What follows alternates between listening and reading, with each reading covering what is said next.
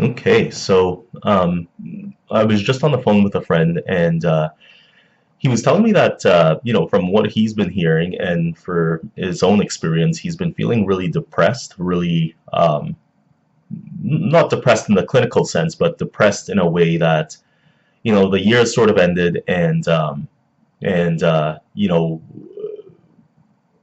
there's just like this gloom just over the end of the year. And I mean, recently a friend of mine died. If you've been watching the station, you know that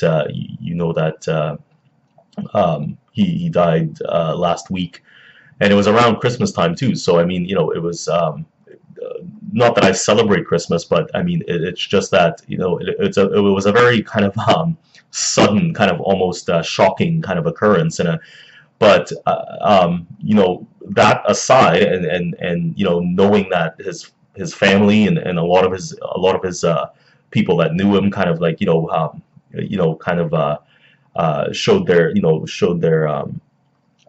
said that it was a shock, and a lot of people are kind of disappointed and kind of devastated. I think in my larger circle as well, there's other people that are feeling that sort of depressed kind of feeling at the end of this year. Um, and admittedly, I feel it too. Like, I mean, the year kind of ended on a personal basis. I won't go into details, but the year kind of ended on a very kind of sour kind of situation, kind of note. And so yeah, it is disappointing. But I mean, I think if there's any confirmation to be gained from all this whole experience and this whole kind of depressed kind of atmosphere, it's that when if people around you aren't happy, you probably won't be happy. And I think there's a very there's a very biological and social kind of a kind of evolutionary psychology kind of basis for that.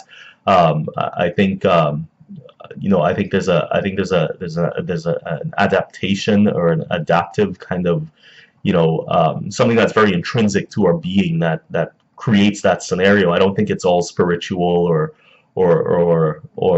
kind of in the mythos or in metaphysics somewhere that this kind of stuff happens. So, saying that, I guess I've been spending a lot of time kind of mulling over, you know, what, like, so maybe the biggest question that's kind of presented itself to me in the past year, which is basically the question of, especially when it concerns Islam, basically the question of Islam versus apostasy, and not even just basically apostasy, but just kind of like atheism, basically. So so without tying it down too directly to Islam, so the way I see it is that I've been, I read a little bit of Camille Paglia, and I've been, I've seen two interviews with Brett Weinstein, and kind of going over Richard Dawkins' understanding of delusion and memes and things like that and culture. And I think a crucial part of understanding where I'm coming from on the apostasy versus reform debate is the fact that religion or belief, to put it more widely, is intrinsic to human beings. It is part of our evolutionary story, and I don't think we'll ever actually get rid of religion.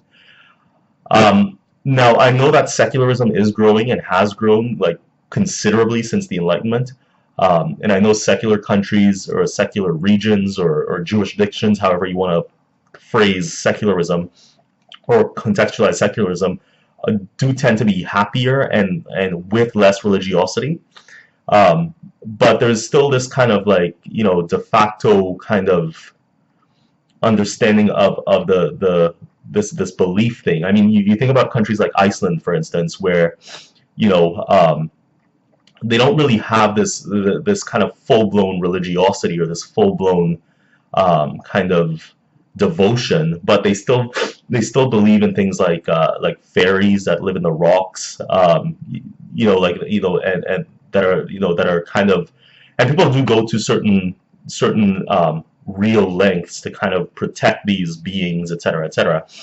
But it's not the full-blown religion. So so going back to Camille Paglia, like I think what she was saying, and what I've always thought to myself actually is that I do have a BFA, so I do have a fine arts degree, which I actually haven't practiced that anything in new media for a decade more. So I mean, I'm not completely up to date on the goings on, but um, I think art, philosophy, music, I think all these things can offer real, real substitutes for religion, for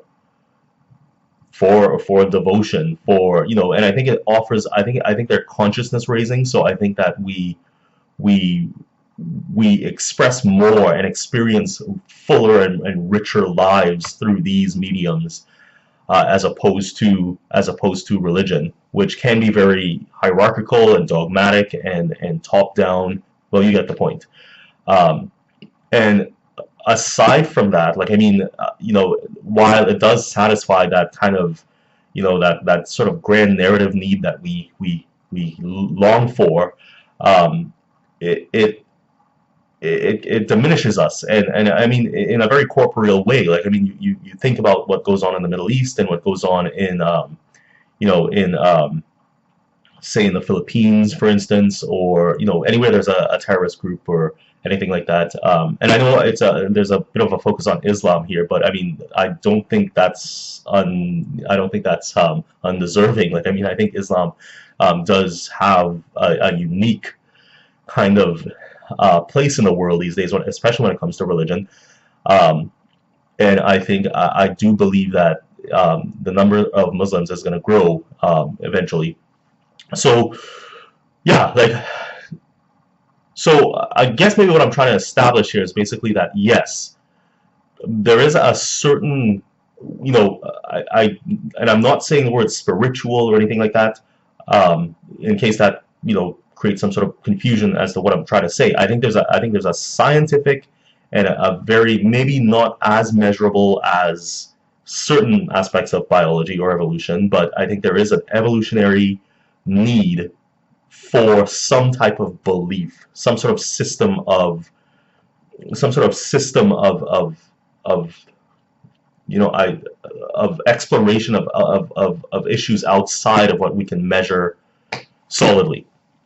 And yeah, it's just a part of us. So how does that play up against reform and apostasy? Well, I say, while it's important to respect the nature of humanity, like the nature of what people crave, in an evolutionary way, I also think it's more important to respect the right to criticize ideas.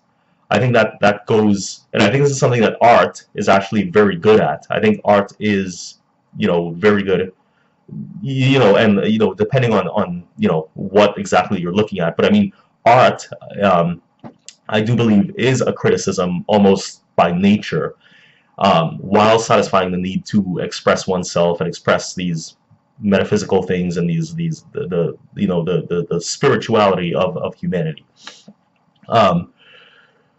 I think it's a great way to do that. But the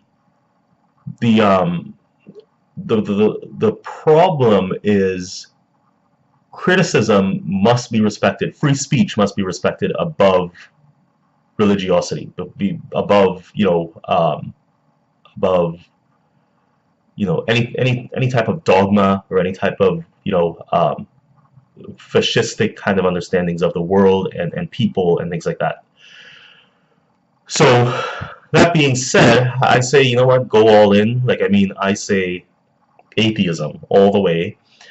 I don't think atheism is a religion in and of itself. Like I don't believe that. I don't think that. I think that atheism is basically, as Sam Harris would say, is basically the noises rational people make to get rid of bad ideas.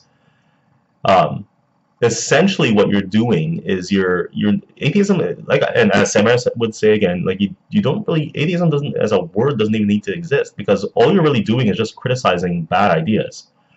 um, and I think as much as you can criticize bad ideas, why settle at reform? Like, and I know, I know when it comes to Christianity, I mean, we haven't really gone backwards when it comes to Christian reform. We've only moved, things have only gotten more secular and better, etc., etc. But why not make that space for better ideas? Like, well, I know atheism comes under criticism, which is fine, for being sort of vapid and kind of vacuous, and it kind of leaves an emptiness there that can't really be filled, and then we revert to these kind of religious kind of stories, or however, or religions try to meet us halfway on that end.